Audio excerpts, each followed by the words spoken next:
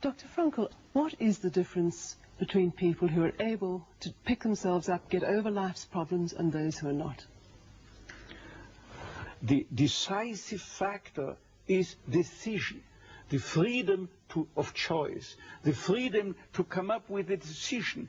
It should be, I would like to become this way or another, in spite of conditions that should only seem to fully determine my behavior. I wish to act freely as a responsible being, which is a human being. I wish to act in accord with heredity and environment, owing what I become to them, but also, if need be, in spite of the worst conditions.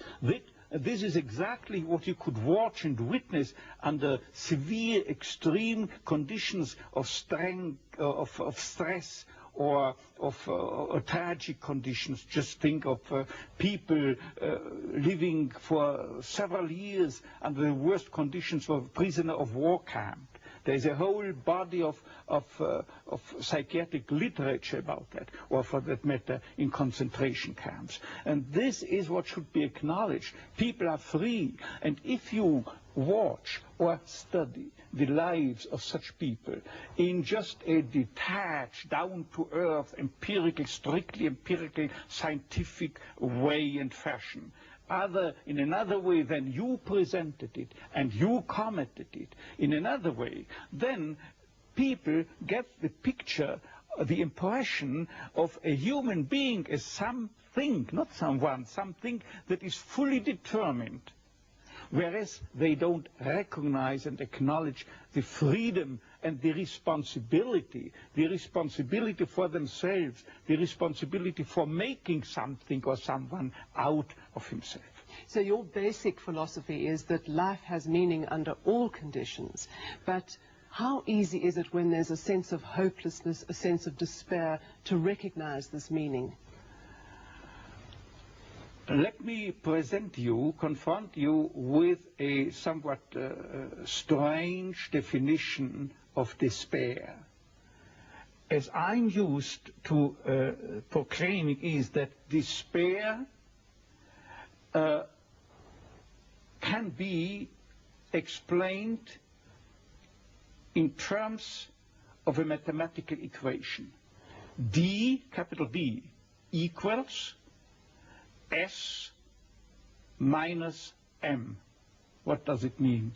Despair is suffering without meaning.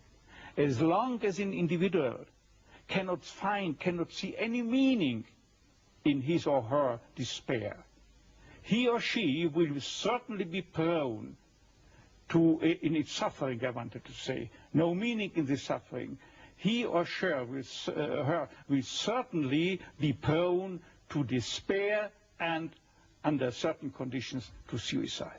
But at the moment they can see a meaning in their suffering, they can mold it into an achievement, they can mold their predicament into an accomplishment on the human level. They can turn their tragedies into a personal triumph. But they must know for what.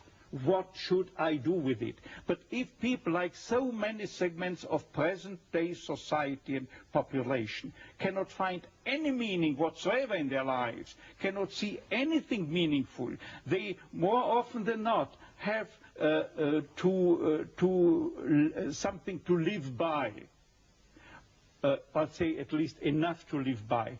They cannot see anything to live for. What is the answer to the question, why me? Why did this happen to me? The answer to such a question is nothing that a psychiatrist or any other type of a scientist can come up. But I would not share the opinion of, say, Jean-Paul Sartre, who said we have to accept and to shoulder courageously, heroically, the absolute meaninglessness of our lives. But what I think is rather that what we have to accept is the incapacity of our humanness, the incapacity to recognize the ultimate meaning in intellectual or merely rational terms. This is the only thing we have to accept. But still, we may believe in an ultimate meaning, but to lead someone, say a patient, to eat the way for him to such a belief, to faith, is of course not the business or job to be carried out by a psychiatrist, but rather by a theologian. Tell me, to what extent do you feel we have choices in the things that befall us? Our freedom is a finite freedom, a limited freedom. That is to say, a human being is never fully free from conditions, be they of biological or psychological or sociological kind. But the ultimate freedom is always and remains always reserved to ourselves. That is the freedom to take a stand to whatever conditions might confront us. How we react to the unchangeable conditions is up to ourselves. In other words, if we cannot change a situation, we have always the last freedom to change our attitude to that situation. Dr. Frankl, give me an example of meaning that can be taken out of a situation of despair. I once received a letter from a young Texan student who told me his own story. At the age of 17 years, he had an accident when indulging to his diving sport. And from that time on, he was paralyzed from the neck down. And he wrote to me, "I broke my neck, but it did not break me. I am at present helpless, and this handicap will remain with myself apparently forever. But I have not given up my studies.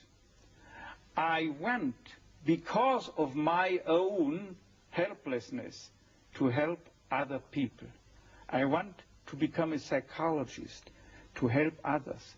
And I'm sure," he wrote to me, "that my suffering will add an essential contribution to my ability to understand others and to help other people."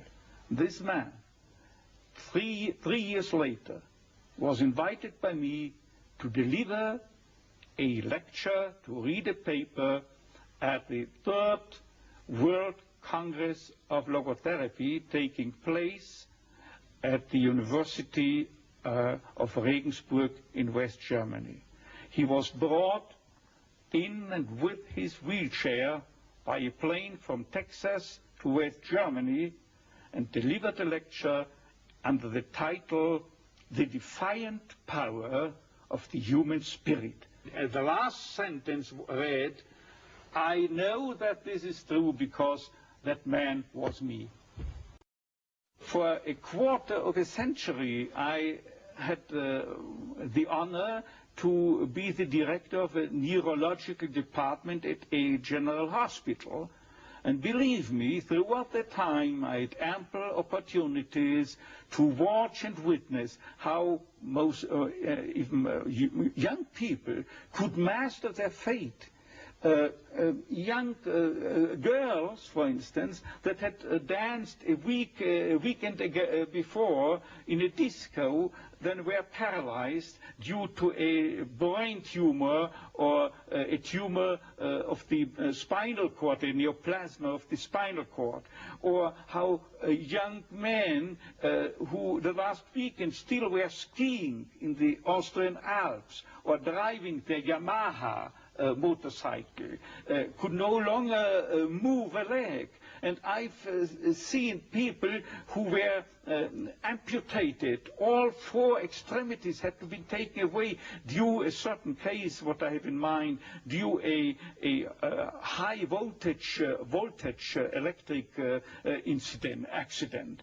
And I know that one told his former nurse from the hospital, he wrote to her a letter, before this terrible accident, I was bored, always bored and always drunk. And since my accident, I know what it means to be happy, imagine, with no extremities. I know what it means to be happy. His life had become full of happiness again, simply because as long as you are pursuing happiness, as the phrase reads, as long as you are aiming at happiness, you cannot obtain it. The more you make it a target, the more you miss the aim and you miss the target. This is most conspicuous in cases of sexual neurosis, where exactly those people, male patients, who are striving to demonstrate their potency, they fall prey to impotence. The more a female patient tries to show to herself at least how much she is capable of experiencing a full female orgasm, the more she's doomed to frigidity. But at the moment, you do not think of pleasure or happiness, but just you give yourself, be it in sexual activities, be it in work, be it in love, at that moment that you are no longer concerned with becoming a happy or a successful man or a woman. At that moment, happiness installs itself by itself. But Dr. Frankl, tell me, how could the people in the death camp at Auschwitz, and you were there yourself, what meaning could they take out of an absolutely hopeless situation? They knew they were going to die. What I can say about the lesson I took home from Auschwitz and Dachau and so forth, let me prefer to speak in a more personally detached way by referring to the absolutely parallel experiences that people had in prisoner war camps. The literature, psychiatric literature in the field of psychiatry of POW camps shows, independently from each other, that psychiatrists found out that those inmates or prisoners were most likely to survive the camp period. Those, I say, who were orientated toward a future, orientated toward becoming free again in the future, and most importantly, oriented to a meaning that they had to fulfill in the future, a task that they had to complete in the future, and or to be reunited with their beloved people in the future again. Let me just recount an incident that happened to me in one of my own concentration camps. I was confronted within a couple of days with two people, two comrades, the one of whom I knew that they are prone to suicide. Now what happened? I asked both why they wished to commit suicide, to take their lives, and without knowing, independently from one another, they told me, see doctor, I've nothing to expect from my life anymore. And you know what I improvisingly asked them? Now listen, isn't it conceivable that instead life expects something from you? And then it turned out that one of them was expected by his own daughter, whom he loved above all. In the United States, she had already succeeded in emigrating. And the other then frankly told me and confessed that there was a series of books that he had written and or edited in the field of geography, it was, as far as I remember, and he wanted to complete this series of books. And at that moment there was something like a Copernican reversal. Suddenly the scenery had turned 180 degrees around. Suddenly they saw they have to do something for the world and not waiting until the judgment is issued, death or survival. But these very people had the highest chances to survive under equal circumstances, of course. What I mean is that millions had to die in the concentration camps, particularly in Auschwitz, as you might know, and millions and hundred thousands of them were certainly oriented toward a meaning, if for no other meaning, in religious terms. And they had to die, as they would have said, the Kiddush Hashem, for the glorification of God, out of their own beliefs in the gas chambers.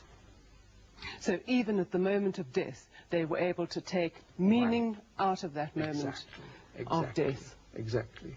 You see, there is what I'm used to calling, when speaking to my students, as the tragic triad of human existence, consisting of pain, death, and guilt. Nobody is spared suffering from diseases, pain. No one of us human beings can escape death, finally. And there is no one who could keep himself free from guilt. It is not possible. But always, as I put it before, always suffering, tragedy can be turned into a triumph, into a human achievement. And as to death, it could well serve as an incentive to responsible action, because unless we were mortal, imagine if we were immortal, then we could postpone everything. There were no hurry. There were no need to do something right now. But there is a wonderful word of an author who has not written but said it about 2,000 years ago. You find it in the Bible. It is Hillel, Hillel, who once said, if I'm not doing it, who will do it? If I'm not doing it right now, when shall I do it? But if I'm doing it only for my own sake, what am I? This means no really human being. Because a human being is not someone, as psychotherapeutic systems depict the human being. He is not someone that is concerned primarily and originally with complexes, conditions, conflicts, and problems going on within his psychological system, intrapsychically, as it were.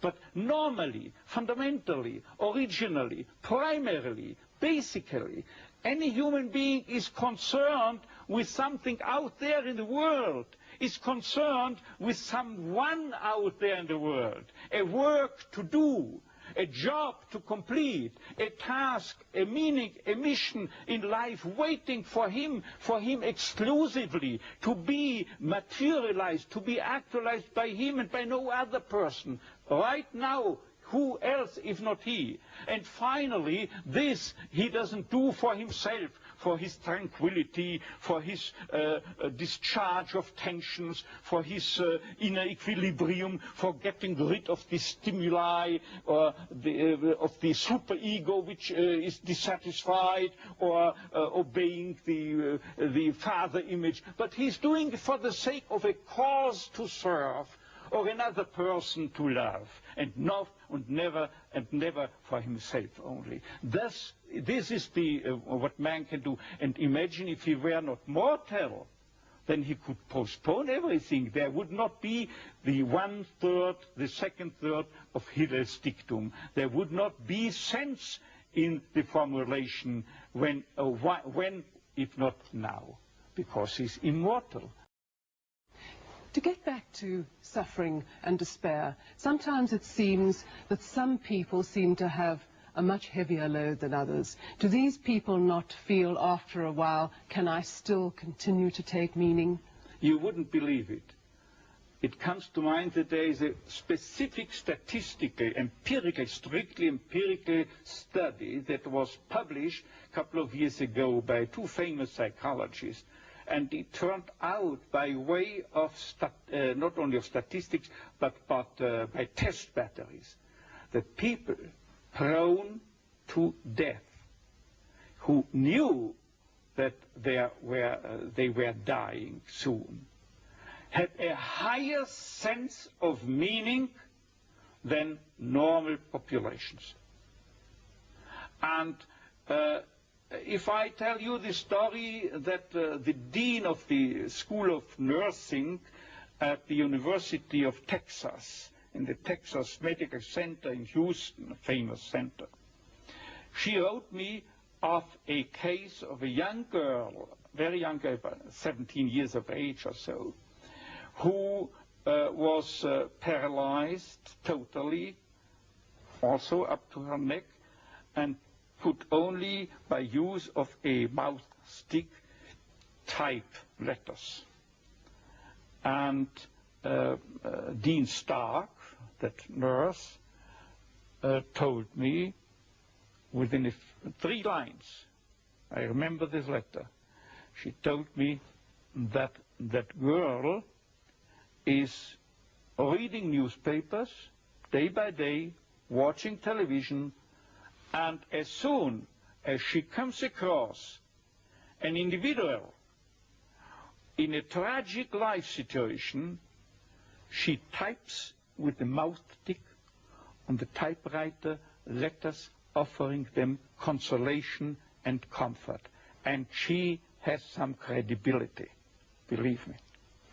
And she, the Dean Stark, says she's full of confidence. She has a strong sense of abundant meaning in her life, while others who cannot see meaning under the best conceivable of conditions take their lives because they are frustrated. They are caught in an existential vacuum, in a sense of meaninglessness and emptiness. I have described it in a book of mine as soon as in 55. Since that time, it has ever more been increasing worldwide. You find you are facing it not only in Western countries, you are facing it in the so-called third world, you are facing it in communist states, and communist psychiatrists also describe it in their literature. What Frankl tells us about this existential frustration is also observable in the communist countries. So are you saying that in order to find meaning, it is necessary to experience suffering? I wouldn't say it is necessary to experience suffering. What I say is just that meaning can be found under each and every condition in life, even under the worst conceivable conditions, provided that it is a situation you cannot change. Remember, I said this explicitly. That means provided that the cause of your suffering cannot be removed. If you can remove the cause of the suffering, say in case of a cancer, by surgery, you have to undergo surgery. If you are suffering from a severe compulsive obsessive neurosis, you have to seek psychotherapeutic help. There are, within the realm of logotherapy, for instance, certain techniques that can be applied with much success, as has been evidenced not by logotherapists but by behaviorists. And finally, if you are confronted with sociological conditions that have caused your suffering, then you are called upon to change the situation, to remove the cause of your suffering by political action, for instance. But in this respect, I would like to make another additional statement by telling you something that I, a couple of weeks ago, have told my professors and students forming my audience at the Karl Marx University in Moscow. I was invited by the prorector to stay there for a month and to lecture there on my teachings, but I had only time for 2 days. And I told them, don't think that I came to you from the West in order to sell you any political opinions. No, I don't come as a politician, but I speak to you on a meta-political level. This means that I recognize only, on a worldwide scale, only 2 styles of politics, or 2 types of politicians. The one is he, the politician, who thinks that the end justifies the means, any means, while the second type remains fully aware that there are means that would desecrate even the most noble end. And they were applauding that and understanding. And so I don't come into any country with a preconceived political conviction. I'm not entitled to judge it, but I have the responsibility to accept any call wherever in the world to deliver a message, if any should be present, and to act as an MD, as a doctor of medicine, and as such I had to take the Hippocratic oath that compels me to try to offer a cure to each and every individual or also population, if they invite me to do so. Dr. Frankl, I'm going to ask you now, as you know, this country is going through a very difficult time. We have an economic recession, people have become insolvent or without jobs, the political future is far from settled. Do you have a message for us, a message that could give us hope and meaning? You see, the only message I can deliver is a principle that I have adopted. I have adopted, I well remember throughout the days I had to spend in Auschwitz. There is statistical evidence that my chance to survive Auschwitz, real statistical evidence, was 29 to 1. And I had the feeling that it was like that. And still, I applied the philosophy of Sir Karl Popper, whose nucleus means that you cannot prove any hypothesis. The only thing you can do is falsify it, show that it is not valid, that it is not tenable. And without knowing his philosophy, I only met him the first time a couple of years ago, I applied this theory inasmuch as I told myself, Victor, the chances are very, very low and small. Probably you will be sent to the gas chamber, and still there is nobody who can guarantee me and convince me with 100% certainty that I shall not survive but end in the gas chamber. As long as I have no guarantee that I will have to die within the next days, I continue behaving and acting as if I would spare this fate. Dr. Frankl,